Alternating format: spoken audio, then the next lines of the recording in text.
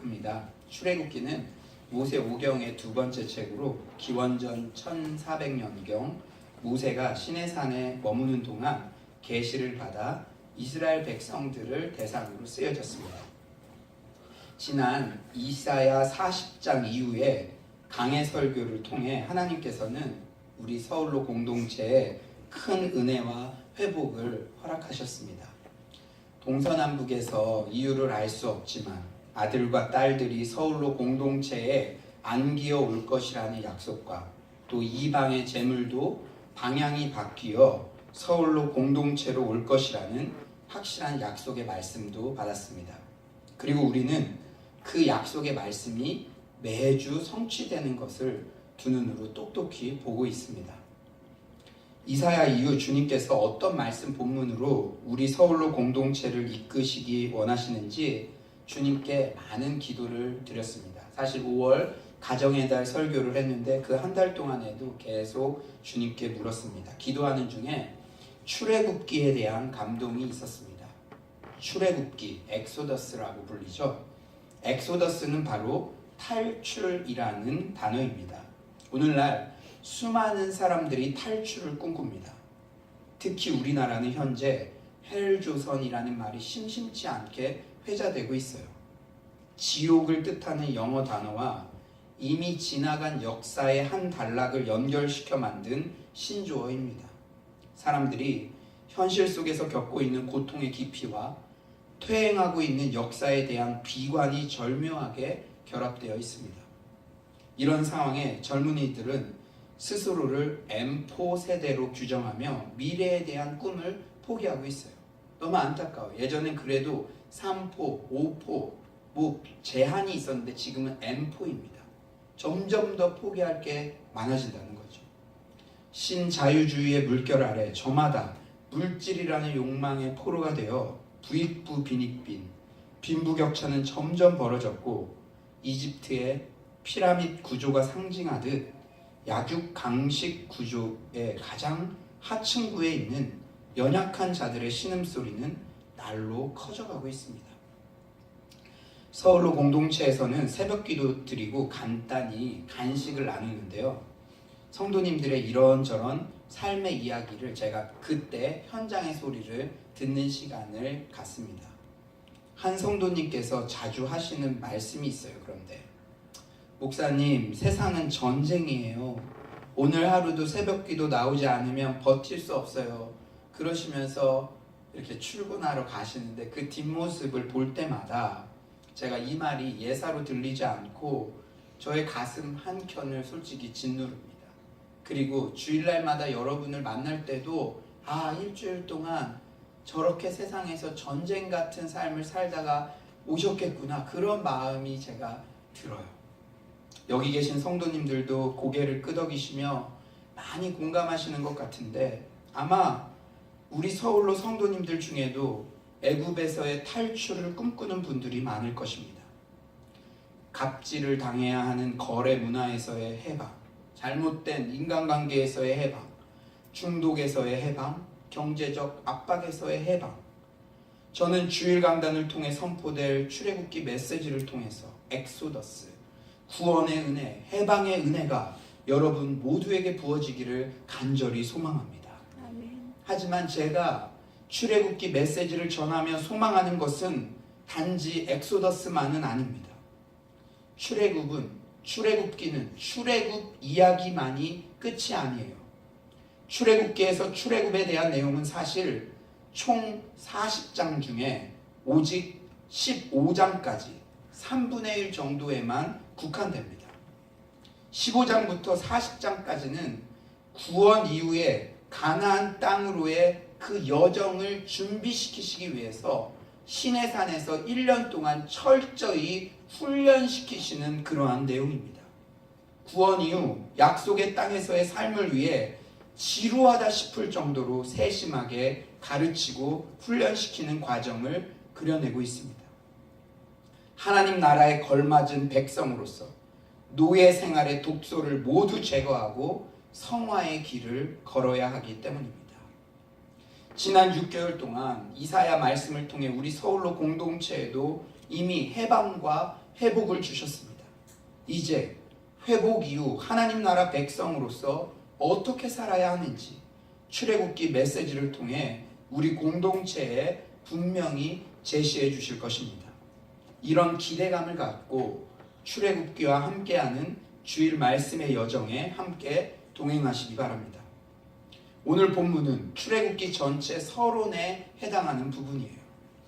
전체 서론에서 가장 중요한 내용은 출애굽기가 바로 창세기로부터 이어진 책이라는 점입니다. 오늘 본문이 창세기와 출애굽기의 가교 역할을 해요. 이 사실은 출애굽기의 원래 히브리어 책 이름을 살펴보면 명확해집니다. 고대 책들에 제목을 붙이는 방식이 있었어요. 그건 뭐냐면 책의 첫 문장을 그냥 책 제목으로 가져오는 것입니다. 출애굽기도 원래는 구약이기 때문에 히브리어로 쓰여 있어서 첫 문장이 바로 엘레 쉐무트였어요. 이 뜻은 그리고 이것들이 그 이름들이라는 뜻입니다. 유대인들이 출애굽기 제목을 원래는 엘레 쉐모트라고 부르다가 여러분 잘 아시겠지만 바벨론 포로로 잡혀갔죠.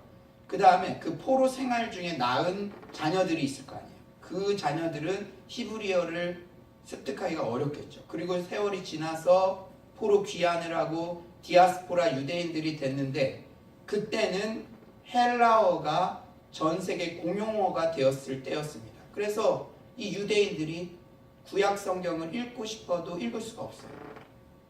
그때 헬라어로 신구약 성경을 번역한 것이 그 유명한 바로 72역 성경입니다. 그때 그 학자들이 72역 성경을 헬라어로 번역할 때 출애굽기 19장 1절 이스라엘 자손이 애굽 땅을 떠난 지 3개월이 되던 날 그들이 시내 광야에 이르느니라. 애굽 땅을 떠난 지 이 말씀을 근거로 바로 헬라어 엑소더스라는 책 이름을 붙인 거죠. 그 전통에 따라서 우리나라도 출애굽기라고 명명하게 된 것입니다. 이렇듯 히브리어 책 이름을 통해서도 알 수 있듯이 원어 성경에는 출애굽기의 시작이 우리 한글 성경에는 생략되어 있는데 그리고라는 단어로 시작됩니다. 여러분 그리고라는 접속사는 어떤 것이죠? 앞 문장과 연결될 때 쓰여지는 접속사죠. 즉 출애굽기는 독립된 책이 아니라 창세기와 연관된 책이라는 사실입니다. 여러분 한 장 앞에 보면요. 창세기 50장과 출애굽기 1장은 밀접히 연관되어 있어요. 창세기는 야곱 일가의 애굽 이주로 끝났지만 출애굽기의 시작을 야곱의 후손 족보로 시작됨으로써 두 책이 상호 연속된 책임을 보여주고 있습니다. 어떤 분들은 통독을 하다가 족보가 나오면 그냥 스킵하고 싶은 분도 있을 거예요. 예전 신대원 다닐 때 설교학 기말고사가 창세기 본문으로 설교하는 것이었습니다. 그런데 문제는 본문을 본인이 정하는 것이 아니라 랜덤으로 가나다 순으로 조우연 1장, 안효진 2장, 이재정 3장 이런 식으로 나눠준 거예요. 저는 그때 아담의 족보만으로 이루어진 창세기 5장 본문을 배정받은 동기의 표정을 지금도 잊을 수가 없습니다. 그런데 제가 이 족보 이름의 중요성에 대해서 깨우치게 된 책 한 권이 있었는데요. 바로 유진 피터슨 목사님의 그 길을 걸으라 라는 책이었어요. 이 책의 주제는 내가 곧 길이요 진리요 생명이니 라는 예수님의 말씀에도 잘 드러나 있듯이 진리와 생명이라는 목적으로 가기 위해서는 길이라는 방법도 성경적이고 정당해야 한다는 내용입니다. 오로 가도 서울만 가면 된다라는 성취주의적 문화에 경종을 울리는 내용이에요. 그런데 우리의 언어 생활에 있어서도 성경에서 표현되는 언어의 길을 우리도 따라야 한다는 그런 주제가 담긴 아티클에서 유진 피터슨 목사님은 족보, 즉 이름의 중요성을 이렇게 전합니다. 여러분 아침 시간이지만 한번 잘 들어보세요. 모세의 책에는 이름이 많이 나온다. 이름이 존경받는다. 언어의 길을 가다 보면 머지않아 우리는 이름이 가지는 엄청난 중요성을 깨닫게 된다. 하나님이 우리와 함께 하심을 알려주는 이 이야기에는 이름이 잔뜩 들어있다. 수학자에게 숫자가 있고 풍경화가에게 색채가 있듯이 기독교의 언어에는 이름이 있다. 아무런 설명도 없이 그저 이름만 길게 나열된 족보, 모세의 언어에서 제대로 인정받지 못하는 문화적 특징인 이 족보는 하나님이 어떻게 인간들 사이에서 일하시면서 우리의 창조와 구원을 이루어 가시는지를 이해하는 방식과 깊은 연관을 가지고 있다. 이 족보가 모세오경을 구성하는 큰 틀을 제공해주고 있다. 어떤 사람들은 성경을 읽다가 만나게 되는 이러한 긴 이름의 목록을 마치 숲속에서 갈 길을 가로막으며 쓰러져 있는 죽은 나무를 대하듯 성마른 태도로 대하며 불평한다. 그러나 만약 자기 자신의 이름이 그 목록에 있었다면 그때도 우리는 여전히 기분이 상하고 지루함을 느끼겠는가? 로젠스톡은 인간의 말에서 가장 위대한 형식이 바로 이름이라고 주장한다. 이름은 한 개인에게 특정한 남자, 여자, 그리고 아이에게 언어가 뿌리를 내리게 한다. 우리 아이들 영준아라는 이름을 가장 먼저 들었던 것이죠. 추상적인 것, 보편적인 것, 그리고 위대한 우주적 사상들은 그 이후의 일들이다. 그런데 그러한 사상들도 개인의 이름으로부터 지나치게 멀어지면 퇴보하게 된다. 뉴턴의 만유 인력 법칙에서 만약 뉴턴이 빠진다면 그 의미는 상쇄되겠죠. 이름이 빠지면 말과 문법이 활력을 잃고 시들어버리고 만다. 이름은 씨앗이다. 그 씨앗이 싹트면 이야기가 된다. 이런 관점에서 출애굽기 1장의 족보의 중요성을 살펴본다면 그 이름들을 통해 창세기에 나오는 야곱의 후손들의 이야기를 다시 한번 독자들에게 리마인드하게 하며 이 점이 창세기와 출애굽기의 연결을 더욱 공고히 한다는 점을 발견할 수가 있습니다. 그런데 여러분, 오늘 본문을 보면 한 가지 흥미로운 점을 발견할 수가 있어요. 그것은 바로 창세기 50장과 출애굽기 1장은 성경 지면으로는 한 장 차이지만 시간적으로는 400여 년의 공백이 있다는 사실입니다. 그 400여 년을 출애굽기 1장 6절은 단 한 절로 요약하고 있어요. 우리 6절 한번 다 같이 읽어볼까요? 6절입니다. 시작. 요셉과 그의 모든 형제와 그 시대의 사람은 다 죽었고. 마치 출애굽기의 나레이터는 무심하게 몇백 년의 기간을 건너뛰어 버리는 것 같습니다. 성경에는 계시의 공백처럼 여겨지는 시대가 두 번 등장해요. 오늘 본문 창세기 50장과 출애굽기 1장 사이, 그리고 말라기와 마태복음 사이, 바로 신구약 침묵기입니다. 그렇다면 과연 이런 하나님의 침묵, 하나님의 부재처럼 여겨지는 시간은 그냥 의미 없는 공백에 불과할까요? 절대 그렇지 않습니다. 이것이 오늘 설교의 하이라이트예요. 그 기간은 아직 덜 그린 서양화의 빈 공간 같은 기간이 아니라 동양화의 의미 있는 여백과 같은 그러한 기간입니다. 우리는 지난주 오후 예배 시간을 통해서 신구약 침묵기는 고통의 시간이었지만 언어의 통일, 행정의 통일, 메시아 대망 사상이라는 영적 준비를 통해 철저히 메시아의 오심을 준비하는 의미 있는 시간이었음을 살펴봤습니다. 오늘 본문 창세기 50장과 출애굽기 1장 사이의 기간도 마찬가지예요. 의미 없는 공백이 아니라 그 자체로 전체 작품의 의미를 살리는 여백과도 같습니다.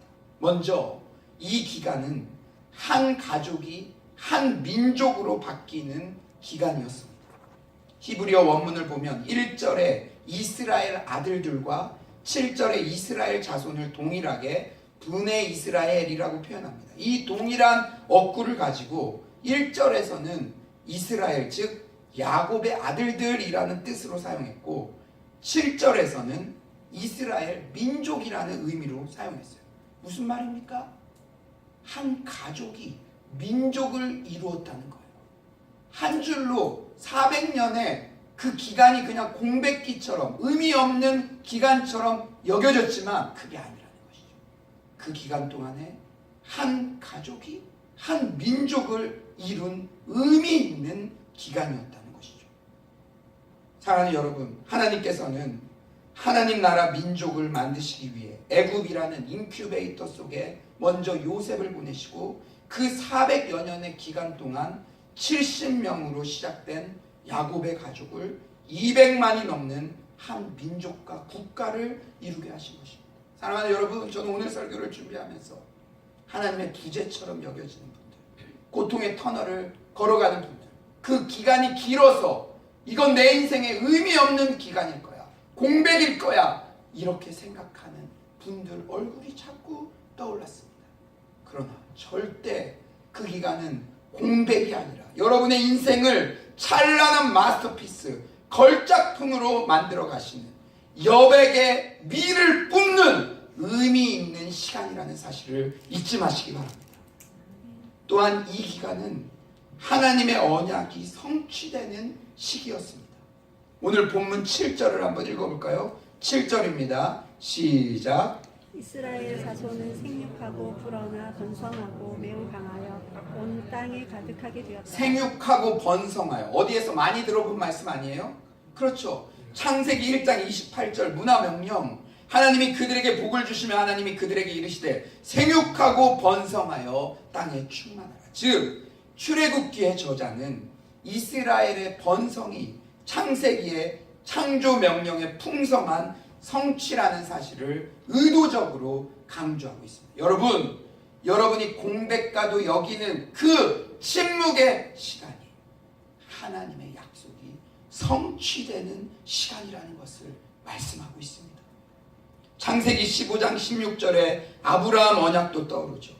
내 자손은 4대 만에 이 땅으로 돌아오리니, 여기서 4대라는 것은 아브라함이 100세의 아들을 낳은 때를 표준하여 나타낸 말로서 400년간을 4대라고 표현한 것입니다.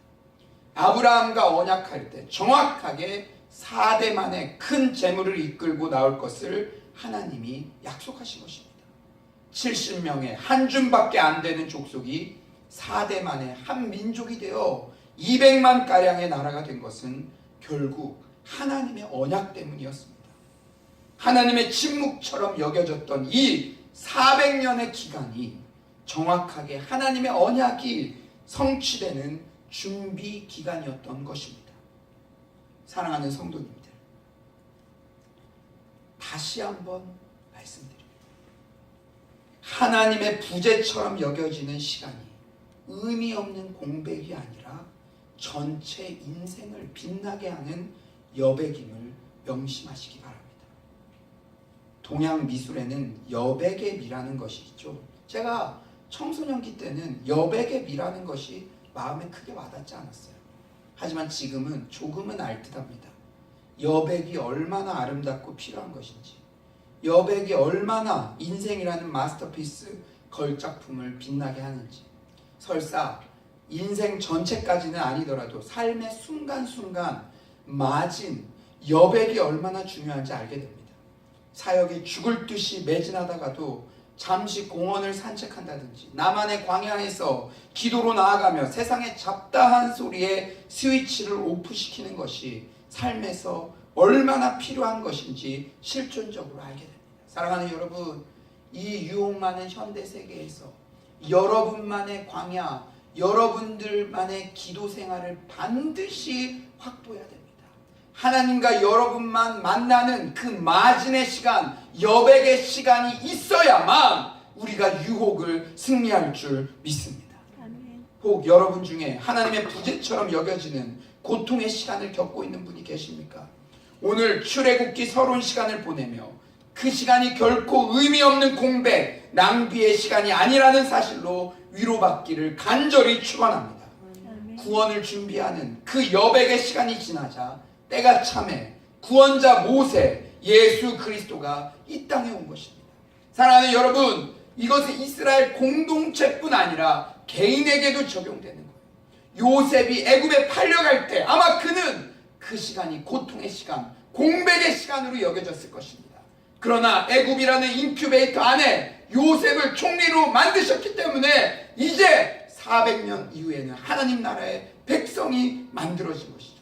이스라엘 백성 공동체에도 이런 하나님의 섭리가 있지만 또 여러분 개개인 지금 고난처럼 애굽으로 팔려가는 것 같은 그런 무의미한 시간처럼 여겨지는 시간이더라도 반드시 하나님의 섭리가 있고 하나님의 때에 구원자 모세가 반드시 온다는 사실을 신뢰하시기 바랍니다. 아멘. 사랑하는 여러분, 이것은 우리 신자들이 살아가는 굵은 삶의 물줄기 속에 잊어서는 안 될 굉장히 중요한 패턴입니다.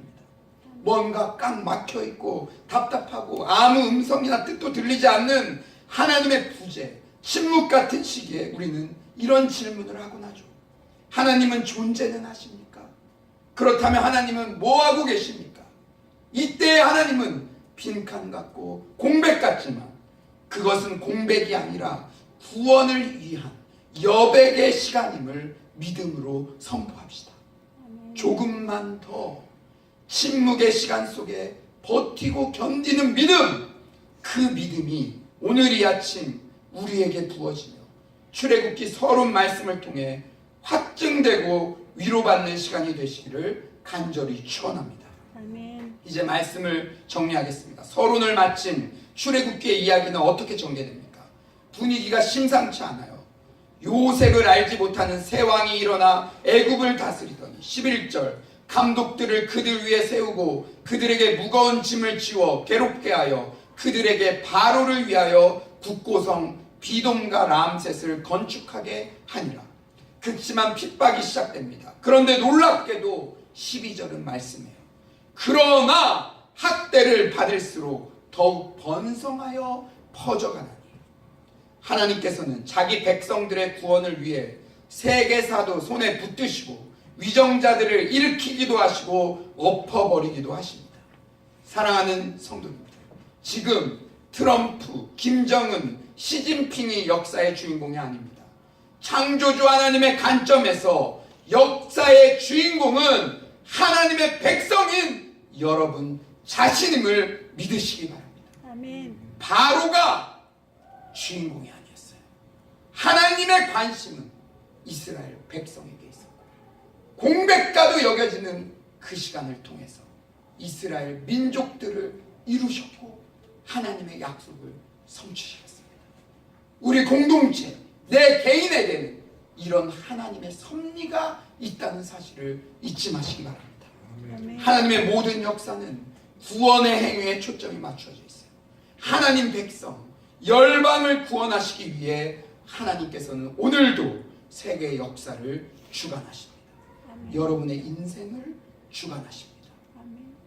이 사실을 명심하며 여러분 오늘 게더링 40일 워십 그 집회에 갔는데 저는 그 집회의 현장에서 공백과도 로스와도 여겨졌던 여러분들 과거의 시간들, 지금도 괴롭다고 여겨지는 그 시간이 결코 공백이 아니라 여백으로 해석되는 그런 은혜가 있기를 간절히 축원합니다.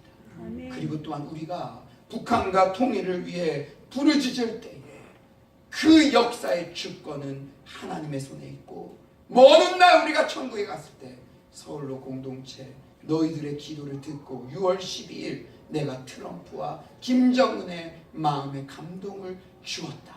아멘. 그런 말씀 듣는 날이 우리에게 올 줄 믿습니다. 아멘. 오늘 오후 역사를 주관하시는 하나님께 통일과 북한을 위해 마음껏 기도드리는 그 시간 되시기를 간절히 축원합니다.